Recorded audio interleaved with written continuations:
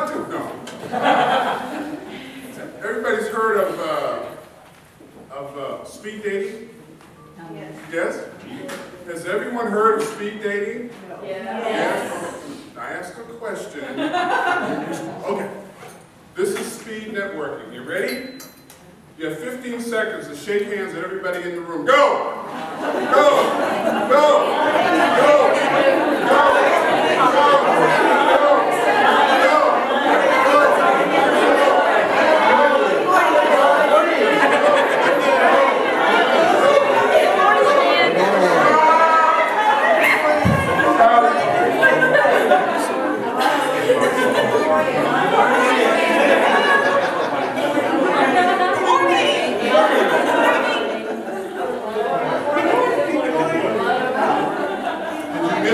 Miss anyone?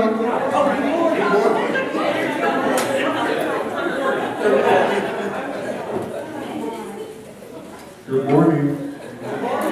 See the difference?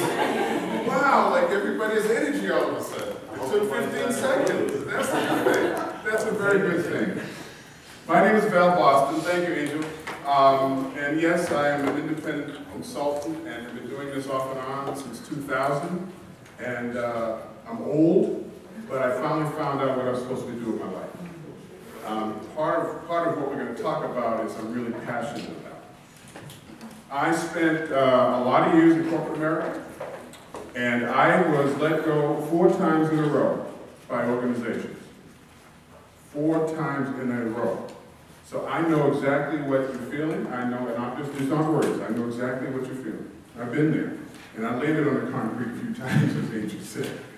So we're going to talk about, the topic is the power of networking. There's also some additional sort of side nuggets I might drop on you as it relates to that. You okay? Sounds good. Okay. Yes. Come on now, is that okay? Yes. All right, there we go. So, networking. What is networking? Say again? Communication. Identification. Meeting new people. Relationships. Not to be making it too more complicated. Networking is nothing more than adding additional contacts in your life. If you just landed in Greensboro today and you needed something, i.e., Angel referred to plumber, would you pick up the yellow pages and look under plumber? Probably.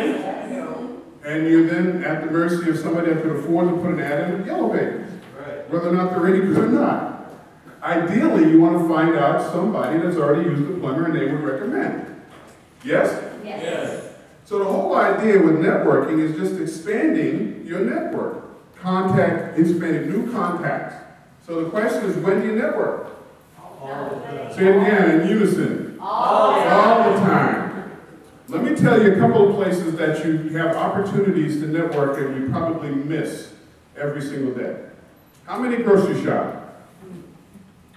I do too, by the way.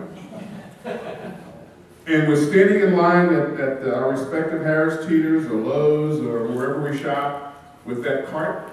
You know, it's full and we're looking in the cart and did I forget anything? And there's somebody in front of us and there's somebody behind us. And what do we normally do? Nothing. No, there's things that we do. Now think about it. What do you do in that? Say again? Do you speak to them? Do you really? All the time? Not all the time. Here's what we normally do. After we realize we get everything we wanted, we start looking at that high impact stuff that's standing on either side of us, like the Inquirer. Yes, tell the truth. We got, some baby was born with 4 heads. And that's attractive. Yes? Yes. Or we're looking at the garments and all the other stuff that they put there intentionally because it's high profit. Did you know that? Yes, okay. There's somebody behind us most of the time. There's somebody in front of us most of the time. And one of the wonderful things about being in the South, specifically Greensboro, is that if you say hello, they might just say hello back, wouldn't they? Isn't that amazing? We moved here 17 years ago from the Northeast. Moved here from New Jersey, worked in Manhattan entirely too long. I paid my dues. And people would speak to us on the street, and I would go home and hold my wallet, because that was what I was accustomed to. You don't speak to strangers. Conversely, when we travel now, and we speak to people, the same reaction. Who is this person? And my wife was saying, we're not in Kansas anymore. But the point is that there's a wonderful opportunity. I have a philosophy in life, and it's very simple. What's the worst thing that can happen if they don't say hello back? Nothing. You're not going to die. No blood will explode from your body. You won't lose your loved ones. And the reason we don't do it is what? Fear of what? Rejection. Exactly. We are born that way, aren't we? 2-year-old, you want more candy? Mommy said no? Yes? Yes? So rejection is part of life. We get rejected every day. Every day. It's a matter of how do you manage it. So networking opportunities are in front of us all the time. Let me give you a second example. How many have mail delivered to their homes? Right? How many know the name of their postal carrier? Really? That is amazing. Because most of us don't. We know when the truck pulls by, we hear the truck coming. I know, being self-employed, I'm always looking for the mail person, and I know the sound of the truck because it's different than a car. So I hear it, I say, it bothered me. So what I learned was to get out there before the truck stops at my mailbox and I can say hello. How many people do you think the postal carrier knows? Not too many, huh? I bet they know a lot about things and people in the area. Right? I bet they're like the soap opera digest kind of folks. They know stuff about people that they would be surprised to even admit. Trust me, that's one of those benefits, I think. They could write books of what they've heard and seen. What they've heard and seen. A wonderful opportunity to network. And I don't mean, hi, my name is, I'm looking for a job. That's not what we're talking about. We'll get into that in a second. So, who do you network with? Anybody. Say again? Everybody. Why? You don't know who they might represent. You have no idea who they may know or who they represent. Here's a real story. Living in that wonderful state called New Jersey, where it's one of 2 states where you have to pump your own, you can't pump your own gas. So I pulled up to the pump, and this frecklehead teenager comes over, and he's, yeah, man, what do you want? Let's fill it up, please, regular. And I'm sitting there wondering, who is this kid? You know, I'm thinking about this. So in a conversation, found out that he's the son of a senior executive at this company that I've been trying to get into. So I said, do me a favor. Here's my card. Would you pass my card to your dad, please? He said, okay, man. Two weeks later, his assistant called. His dad's assistant called, wanted to know what I wanted. He actually passed the card. I was shocked. Because I would have figured he got to the office, tossed it, right? He passed the card, and I got a meeting with this guy. Never got the business, but I was overwhelmed by that. Because you never know. Here's the challenge. When you walked into, who was here for the first time? Okay. When we walk in, and this happens here, it happens everywhere we go, we tend to prejudge, don't we? Why? Human nature, right? It's our conditioning as human beings. Part of it is the filters that we come to the world with, based on life experience, socialization, all those things, education, our beliefs and values, and we look at people and we make determinations. Oh, that person would help me. Oh, that person's a blonde. What would she ever know? No offense. Is it natural? Of course not. The point is that we prejudge based on the appearance of people and the status. And we do it, we're human beings. There's nothing wrong with it. The reality is, it's who we are. It's not right or wrong, it's who we are. So I see someone that looks like something that I don't believe based on my beliefs. Unfortunately, those are called prejudices, by the way. Doesn't mean you're prejudiced. It means we have prejudices. And we filter this stuff all the time through our respective lenses, and we make a determination that person can help me. Bad. Here's a real story, and I'm in this business, by the way. We're in beautiful downtown Pigeon Forge. Who's been to Pigeon Forge? No, that's Tennessee. It's Dolly Parton territory. So we're walking around, and we had a timeshare week we had to use. So I said, let's drive somewhere we haven't been, so we go to Pigeon Forge. It's called the Myrtle Beach of the mountains, by the way. If you haven't ever been, if you've never been and you've been to Myrtle Beach, you've already done Pigeon Forge. So we're walking around, we check into the resort, we're walking around, and my wife and I are walking side by side, and I turned to her and I said, you know, I've never seen so many overweight, red-headed, white women smoking cigarettes in my life. And my wife looks up with that look. And I said, oh my God. And I smacked myself. Because what did I just do? I prejudge these people. I don't know these people. We do it, we're human. We do it, we're human. It's always not about what we think, it's how we behave. That's what gets us in trouble. What can get us in trouble. Okay? So, always, and with anyone, right? ABN. What's that stand for? I'm sorry? All about now. I like that one better. When I was thinking always be networking. But all about now I like. I'm going to steal it. Is it okay? All right, thank you. Right. This is a process. Networking is not showing up at a business after hours event or a wedding reception with a bunch of business cards you made on your computer at home and saying, hey, hi there, how are you? My name is, I need a job. It's not about that. You could do that and you probably accomplish something that the printing company would love for you to do and burn up a lot of ink and paper. This is the process. I'm going to talk about the A-list. Anybody any idea what I mean by your A-list? I'm sorry? Top priority. Your top priorities. Who is on your A-list? Anyone that will call you back.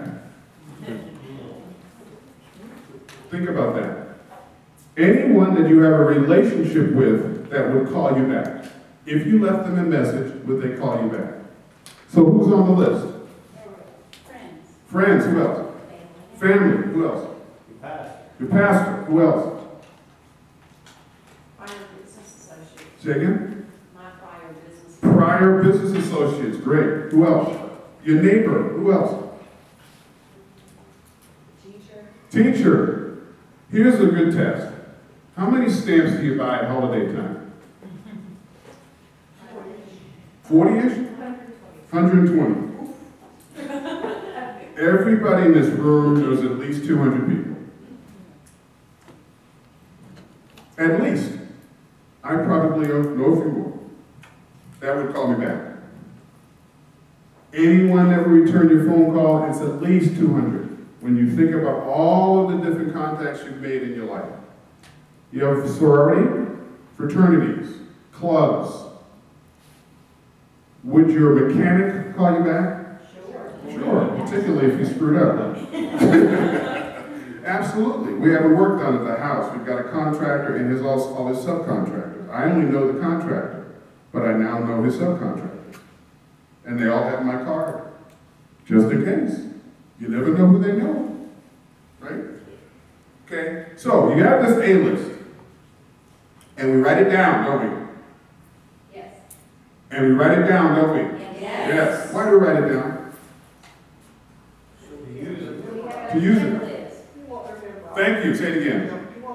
You won't remember. You will not remember. As intelligent as we are as human beings, we use about 5% of our brains. You will not remember. That's the reason we make a list. And I don't care what you use. If you're a 3x5 index card kind of person, that's fine. If you're Excel, that's fine. I don't care. Word, make a list. Put it on line paper. Doesn't matter. The reason you write it down is because you don't remember, and you have to keep track of the activity associated with that contact. So you reach out to your doctor, and you have a conversation with your doctor. Future sessions, we're going to talk about what's called a 2-minute commercial. Oh, I'm sorry, a 30-second commercial. I.e., what would you say to someone if they met you as a stranger about you that would create interest in 30 seconds? So you pick up the phone and those people on your A-list and you want to have something to say, right? How's the family, da-da-da-da-da. And guess what? He has, or she has, a B-list. How do you define the B-list? Who is on the B-list? Anyone that would call them back? Exactly. Your B-list is their A-list. And they have an A-list, which is your C-list. Follow? There was a commercial some years ago for shampoo. And they'll tell two friends, and they'll tell two friends, and they'll tell two friends. The idea is, by having access to your A-list, you will then get access to other people's A-lists. How many have a LinkedIn profile? Raise your hands high. If I had two hands, I would applaud you tremendously more than this. Okay? How many don't have a LinkedIn profile? How many know what LinkedIn is? What are you waiting for? First of all, it is the most powerful online business tool invented. And it's free. Except for your time, of course. It's easy. It's very intuitive. Most people on LinkedIn have less than 100 connections or contacts. I don't know what Angel's number is, but I'm close to 1,000. Which means those are people that I'm directly connected to, and then I'm connected to everybody they're connected to, who they're connected to, who they're connected to. And that's millions of people. If you don't have a LinkedIn profile, get one. Do it today. Action item. Get a LinkedIn profile. It's linked, linkin.com. Do you think I'm serious about this? Yes, it works. I've gotten business from it. I found a gentleman that I worked with in 1975 on LinkedIn, just did a name search, had a conversation with him, and found out that at some point between the time we left the same company together and today, we actually worked 10 miles apart from each other in New Jersey and never knew. Pre-LinkedIn. Pre-LinkedIn. Powerful. Powerful. So everybody on the LinkedIn site that you connect with has a B list, which becomes part of their A list from your C list. Same concept. And it goes on and on and on and on, etc. With me? Yes. Facebook, not so much. How many have a Facebook account? Interesting. We have more Facebookers than LinkedIners. I'd like to flip that. Facebook is a great thing, but I don't necessarily want somebody to know that I'm shaking it up at the club. On LinkedIn. There was a story not that long ago, someone was interviewing for a senior executive position in an organization, and they did some research and found that this person had posted a very, I would say, embarrassing video on YouTube about him who's in a strip club. And he was shaking it up, and it was obvious. Guess what? He didn't get a call back. Employers will look on, they will Google you. Have you ever Googled yourself? Yes? It's amazing what's out there. I did an article in 1994. It's still out in the stratosphere. And it's on Google. I mean, it's Google. Google. So those are things you got to be careful about. So continue on in the center, and then this is sort of a graphic that sort of says, yes, it's all connected. Activity management is the most important component of networking. If you're not writing it down, if you're not keeping track, then you lose the opportunity. Here's the example.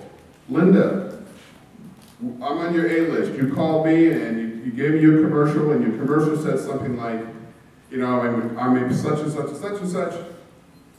Clothingfitting.com and da-da-da-da-da-da-da-da. And here's the line. The line is, I could use your help. But again, what's so great about the South? Most people are willing to help you, right? If you ask them. But what's missing many times is we forget to tell people what we want them to do for us. I'm looking for a position or whatever. That is not enough, because guess what? you are never going to be my priority once you hang up the phone. You want me to think for you. What you want to do is say, in addition to you requesting help, I wonder if you could think about 6 or 7 people that you think I should meet, and I'll call you back in a week. Is that okay? And they say, sure. So what do? You write down that you're going to call them back in a week in whatever your system is that you're using to track your activity, and then you call them back in 5 days. Not a week. Why? Because if you're waiting. Because they've forgotten to do it. They may have forgotten to do it. Exactly. So you call them in 5 days. Hey, you know, we talked a week ago. They don't remember it wasn't a week. A week ago, I was just following up. Can you do this in email? Can you do this in email? Yeah. Sure. As effectively? No. The email follow-up to the phone conversation is very appropriate. Thanks for taking my call. Good catching up with you this morning as we agreed. I'll speak to you in a week. How long does it take to send an email? Not long. 15, 20 seconds if you're good. If you can type like me, it'll take you 32. Most important part of the process is keeping good records. In the course of your networking process, you're also setting goals for yourself, aren't you? Aren't you? Yes. See how this works? We're getting it. Let's say that you decide, and this is for you to decide, you decide I'm going to make 5 networking calls a day. There's no one monitoring that but you, right? So you might set a goal of 10. Well, let's say we're going to do 10 a week, 2 a day. And it's Thursday, and you look back and say, oops, I've only done 7, I should be at 8 today. You have to make up that one you're short on Friday, because you set the goal for 10. Maybe your goal's too high. You got other things going on in your life. So make the goal that's realistic for you, that's achievable. This is serious stuff. How many have heard the expression that looking for a job is a full-time job? Looking for a job is harder than work. Absolutely, it's harder than work. Because you typically, if you've got a 9 to 5, you come home at 5:30, you do whatever you do after 5 o'clock, and you sort of process it out of your head, right? This stuff should be in your conscious mind all the time, if you're serious about it. Okay, so, follow-up, we just talked about. The idea of making sure that we follow up sooner than we said we would, and we are in fact consistent. Okay? So, in the concept or in the process of career search, let me stop a minute. There's this whole, I think a misnomer or description of the word job versus position.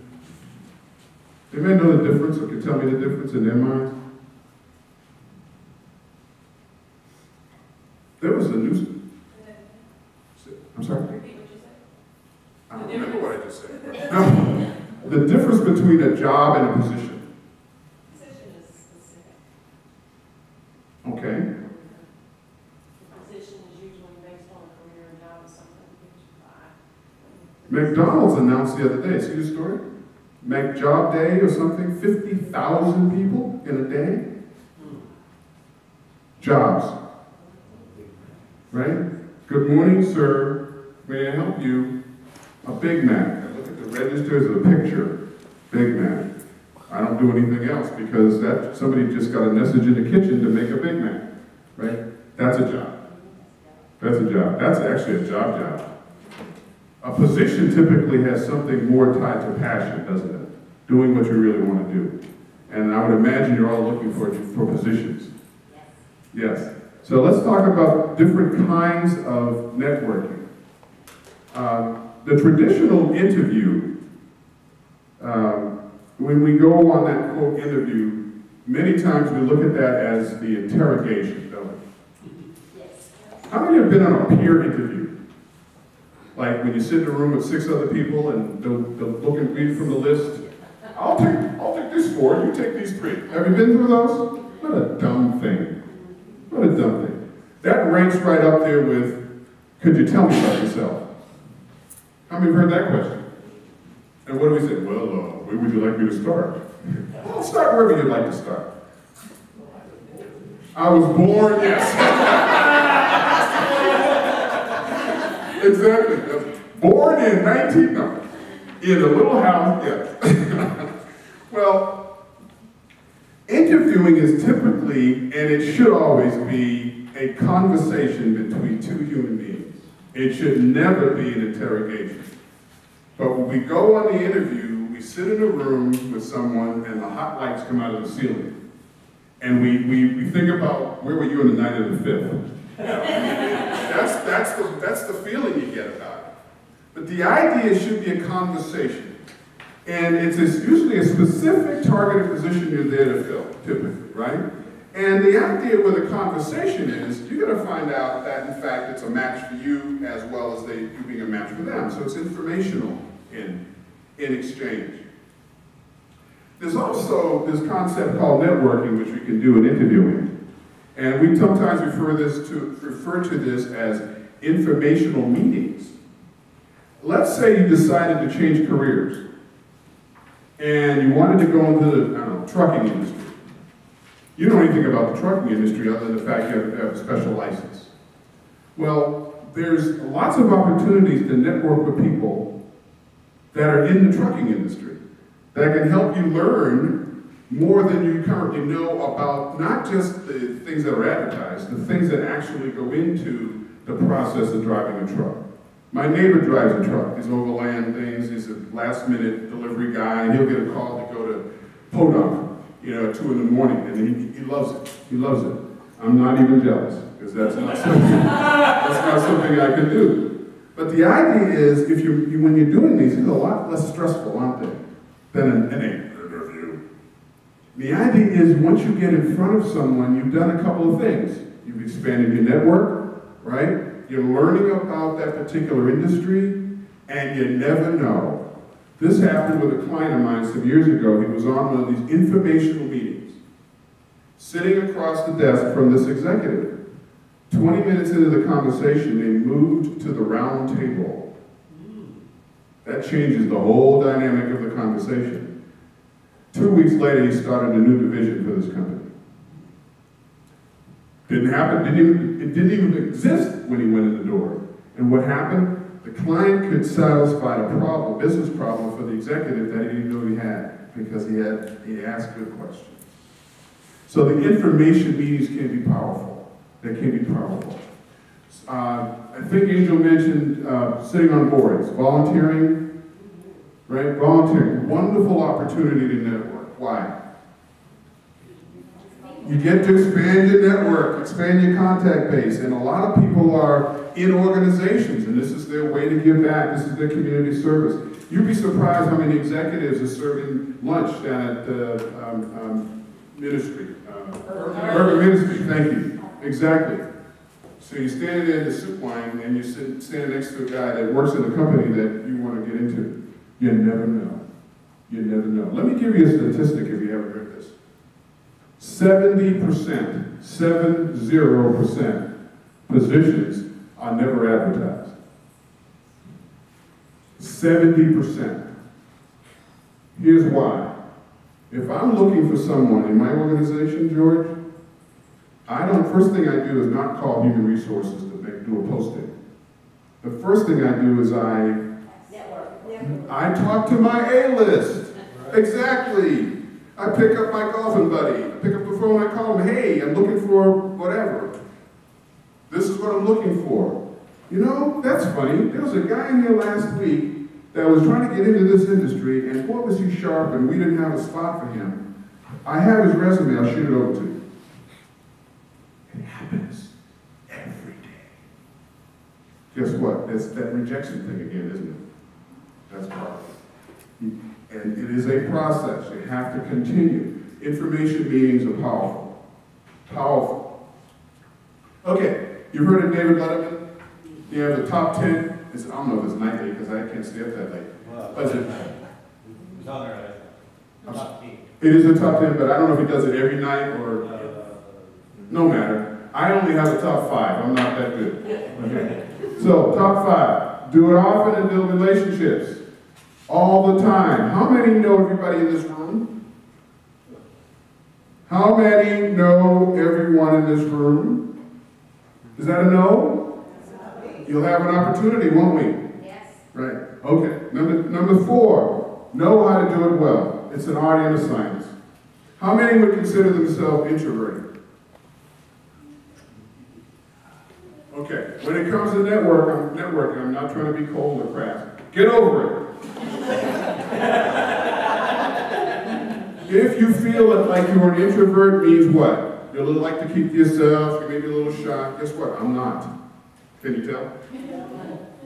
You have to, what we call, adapt your normal style. It won't hurt. And whatever the contact is with a person, a new person, you can go back to your normal style. You can crawl back in your cave and it's okay. It won't hurt you. The worst thing that can happen is they'll say, no, that's the worst thing. My wife is more introverted than anybody in this room. But when she's in a situation that allows her, gives her a chance to expand her network, she changes into Wonder Woman. I mean, the whole personality change thing comes. The handshake is even different. And she gets it. Why? Because she proved to herself that it works. After I coached her for a long time, didn't listen to me, she proved to herself it worked. And it does. So if you're extroverted, you have to be careful not to do too much, not too much over the top. And I believe you have to meet people where they are. George has a nice firm handshake. This is not a handshake. Okay? This is not a handshake. The dead fish, who said it? Dead fish. Right? This is not a handshake. Right? I've seen them all. I had a gentleman who worked with me years ago, he's from London. And I don't know why, but he thought you had to bend over like this and shake vigorously. I don't know where it came from. He didn't know where it came from either when I asked him. So it is an art and a science, and it's a process. Everybody can do it. It requires some discipline. Number 3, set your intention. Finding people that have mutual values and open to share. Ideally, organizations that we all have some interest in, i.e. a club, associations of some kind, because you have common things to talk about when you get there. And there's a wonderful experience you can have when you step out of the box and go to events that have nothing to do with any of your interests. Because it's an opportunity to learn, yes, and meet new people. Be surprised. I just believe I learn something every day. I do. And I'm not afraid to say it, you know, and with this whole brain, it's still got a little bit of faculty left. Number 2, give the gift of your presence. You know, meeting someone else is a good thing. We do have an intention, right? We have a personal reason. But wouldn't it be neat if we just turn that around and ask the person, what can I do to help you? It becomes a mutual thing, and it's very, very powerful. Changes the hope. Because when I walk in, when I meet you, George, at a networking event, right? And you know why I'm there. Yeah. Woo. Whoa. You know why I'm there, so I don't have to say anything. Right. But if 2 minutes or 5 minutes into the conversation, I should ask you, so tell me, anything you're challenged with? Is there something I can do to help you? That changes the relationship. That moves it to another level, doesn't it? Because it becomes more personal. And that's what we want to do, is make this stuff personal. Number 1, don't do what I did in Pigeon Forge. Don't make any prejudgment or suspicions about whether someone can help you or not. That's just my commercial. Okay, in your packet. Oh, I'm sorry, before I go there. Catherine, pronounce your last name, please. Chauvin. Chauvin. Like chauvinistic. Oh, I didn't want to go there. Chauvin. handed me her personal business card this morning, and I'm very impressed by that. How many have a business card? How many have business cards, their own personal business cards? How many don't? What did I say about LinkedIn? Get over it. Go get a card. Let me give you a website. Yes. Vistaprint, V-I-S-T-A print.com. Online printing service. Fantastic. I've been using them for years. They've got 500 templates easily. You can put in whatever you want to put on the card. Don't order the card when you finish with the design. You save it, it'll go into your account that you created, and within a couple of days, they're going to send you an email, free business cards. That's their marketing tool. They'll give you the cards because they want you to buy other things that they offer, i.e. brochures. My brochure is there. I have a portfolio, a presentation folder I got you done. Very inexpensive, very professional, quality card. I'm going to pass your card around if you don't mind. Just to show the quality of the work they do. It's not. You can make cards on your home computer and your printer. I use Zazzle. I'm sorry. I use Zazzle. That one's good too. Oh yeah, that's good. You know why I like this one? Because the size. It's the non-traditional size. I can't put it in that slot with the regular size cards, which means it gets more attention. What's it called? Zazzle is right. Zazzle. That's another one. Z-A-E something. Z-A-Z-Z-L-E.com, right? There's another one I wasn't aware of. You have to have a card. Why? Why else? You can't take her answer. What? Form of introduction and showing your skills. Form of introduction. The reason why we need a business card is because society revolves around business cards. That's why. And what you should put on your card? Email address, telephone number, well, you can have two cards actually. You can have just sort of a business card or your strengths and skills card. I think that might be something you can use in certain networking situations. And it's paper. You can have 10.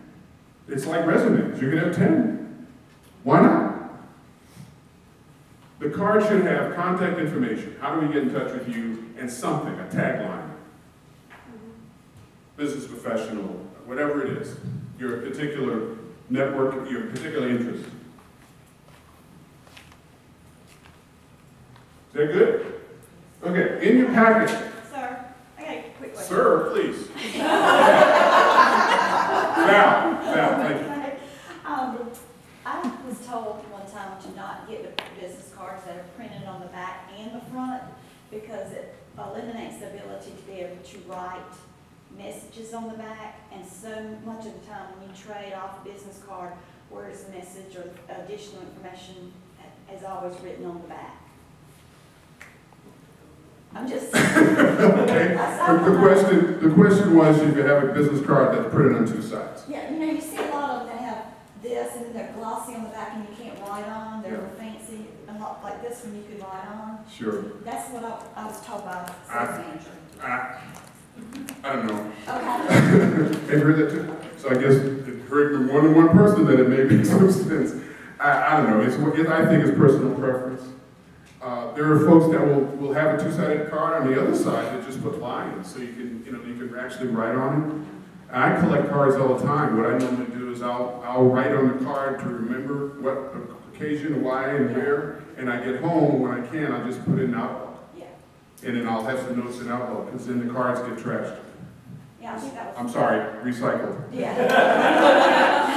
Any green people in the room, they recycle. Trust me, I do. Yeah, that's a great question. I really don't have a preference. I think it's really personal, And I would be careful when you look at Zazzle or Vistaprint. You don't want a card that has like the daisies running across the top or 42 colors. A crisp, clean, professional card fits really well. Yes. Then you want to be creative in that expression, but don't go overboard. Because what happens is it's distracting. It's distracting. And there's great templates already out there, right? That are creative, but not too much. The real estate ones are the worst. Because there's the background, there's a house, Like it's in the background, and then the card stuff is on top, and it's just too much.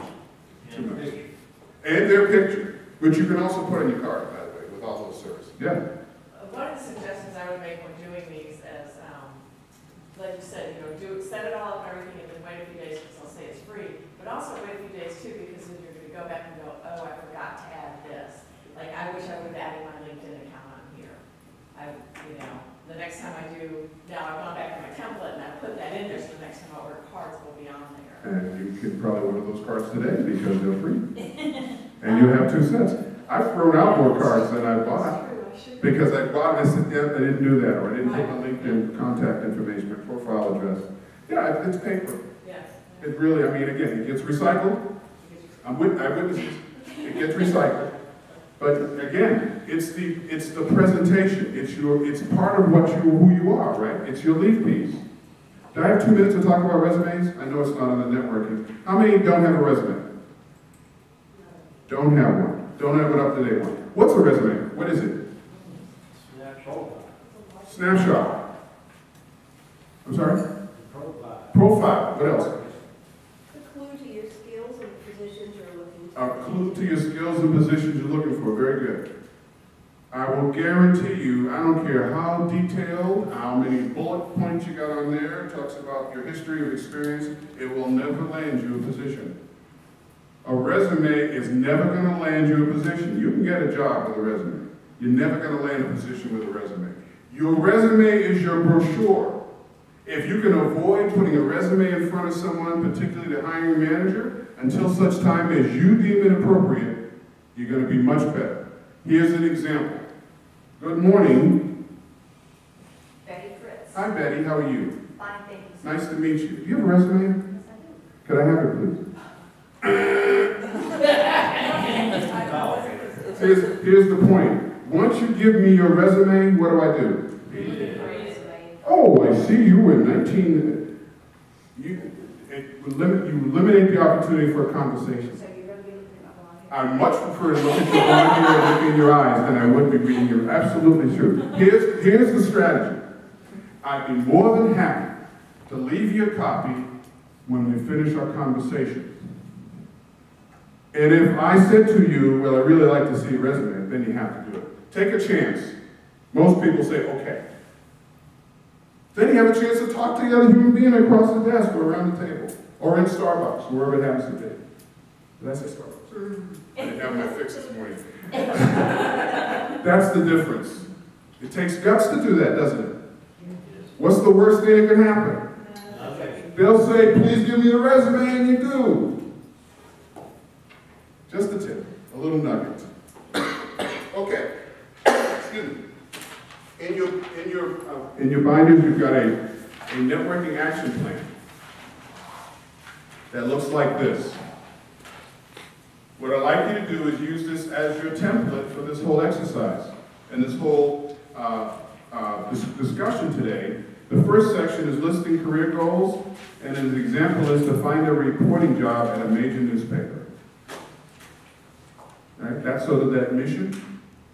The next section is my networking goals. So you're going to list those goals. And the goals in this case would be to meet reporters or editors in the field. This would be one of those informational meetings, wouldn't it?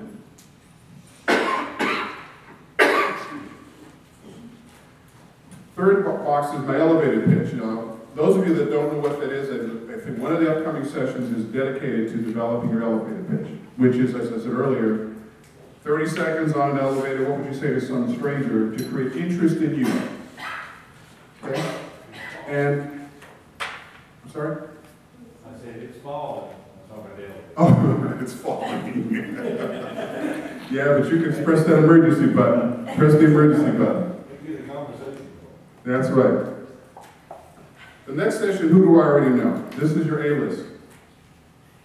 Right? Everybody on your A-list. This gives you some more examples. Suppliers, clients, customers, people I've met at conferences and meetings, churches, organizations, your clubs. Opportunities. These are opportunities to network. Business after hours and meetings, upcoming courses you're taking, any kind of event where there are other people. Who do I want to know? Research. I think the next segment we'll talk about research and how to research. And why research is important. You want to go to work for Volvo Truck right here in town. And you know the division of Volvo Truck do you think you'd be most appropriate. Let's say it's the finance company within Volvo. You can research and find out the name of the person who heads up that company and go to Google or go to other research tools and get personal information about that person. Trust me, nothing is more impressive when you finally get in front of that person and say, hey, I see you went to Purdue. Why? Because now it becomes personal. And what are people most comfortable talking about? Themselves. So you then have stepped up above some of these other folks that have sent their resume in the blind, right? Like the person sitting watching the ball game on Sunday and on Monster and Google, and they just keep firing away, firing away. Eventually someone's going to stick, right? No. Not going to happen. How do I get to them? We talked about research and what could I offer them. What are your skill sets and what distinguishes you from the competition? Make sense? Yes? Yes. Okay. I have 2 minutes for questions. Somebody's giving me the high sign. Yes? I've got just a comment that happened just yesterday, actually, when you talked about volunteering, and I volunteered 2 different places, and I got a second interview with a company, and the lady that also volunteers with me, I just happened to mention it to her, and her daughter and this owner's daughter are best friends. So, you know, like, I may not have ever even mentioned it, so what I found to be good, and that's the second time that's happened. Another time was, I found out that somebody was sister-in-law, Donna was their sister-in-law, a volunteer situation. But it's because I talked about me looking for a job, or me interested in that company.